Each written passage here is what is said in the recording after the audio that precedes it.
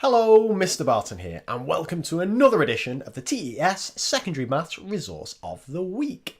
Now, we all know that fractions is a bit of a minefield of misconceptions, but often the focus of those misconceptions goes on to dealing with things like adding fractions, just adding the tops and bottoms together, or dividing, forgetting to flip it over, and then moving on to things like algebraic fractions and so on. However, when you look at it, and God, I spend most of my life looking at data on misconceptions, there's major misconceptions when it comes to equivalent fractions and also working out fractions of a shape. So any resource that helps students test those skills and apply them in a different way and start to think deeper about it, I'm going to be a huge fan of. And the other thing that makes me a huge fan of this, when I came across this diminishing fractions diagrams, is I saw two golden words that just shone out to me. Don Stewart. Everyone knows I love a bit of Big Donny, and his influence kind of rings true right through this resource. It's a wonderful resource. So diminishing fractions diagrams, rich task, and yeah, let's take a look at it. In terms of files included, you've got a link to a website, and then you've got a PDF and a Word doc, which are of the same thing. So we'll take a look at the PDF document. Now, you've got to be careful how to use this, and I'm going to talk about that towards the end of this video, but let's just have a quick overview here. So, first little question here, for each diagram, what fraction is the red square of the whole square? So look at that, we get that there. Now, what topic is this?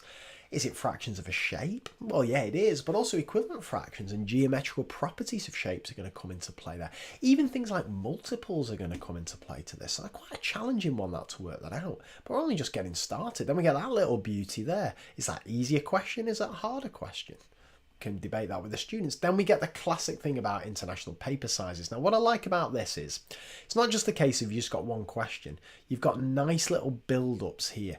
What fraction of A1 is A0, of A2 is A0, and so on? Is there a way of working out? So we're testing kids' basic skills, but then can they apply them? Can they represent them? Can they start to find patterns and so on? Is there a way of working any size in relation to any size? That's flipping hard, that one, but a great question there. Then we move up, we get some nice little pie charts here. I love this question, actually.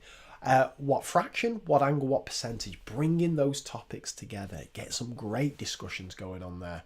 Then we get this lovely diagram. Now this is a flipping epic, this one here. What fraction is each numbered section? Not easy at all to do, but look at the different skills. Maybe a bit of measuring, a bit of estimation, a bit of knowledge of properties of rectangles and triangles, maybe similar shapes coming into play and so on, all linking back to fractions.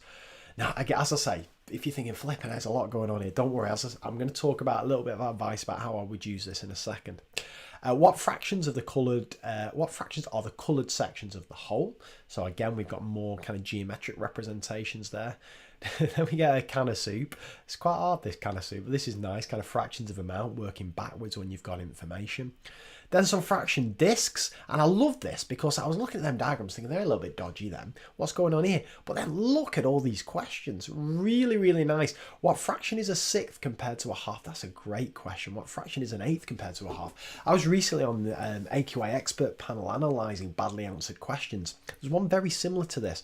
When it's worded in a particular way, when students are asked to compare fractions of a fraction, they really, really struggle. So this resource is absolutely great for that.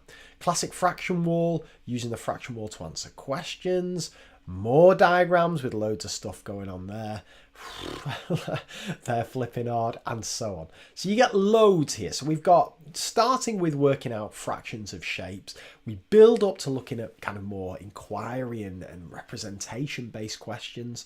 Then we get more geometric fractions with different questions, and then we get these ones. And again, these questions are great. And this is, I forgot to point that out actually, slightly different wording, very different questions. So we've gone from what fraction is a sixth compared to a half, and then what is a half of a quarter? Do kids know the difference between those different ways of asking the questions? What different skills are involved, and so on? How are you going to use this? Well, if you've got the kind of class where you can literally just give this to them and they just get on with it, flipping heck, I envy you. But most classes aren't like that. So this is going to need to be introduced slowly and very, very carefully. Personally, I'm of the fan of let's deal with this first one together. Let's bang it up on the board and let's do some little handouts. Let's give the kids 5 minutes to think on their own, discuss with their partner. Then let's have a class discussion.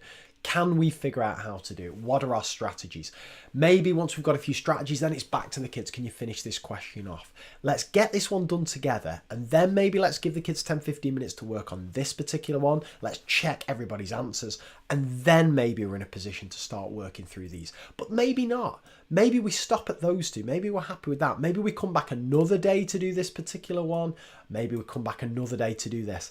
My strong advice would be to try these out yourself, because whilst there is a definite progression, it's not necessarily the case that the first ones are the easiest and the last ones are hardest. There's a progression in different skills being tested.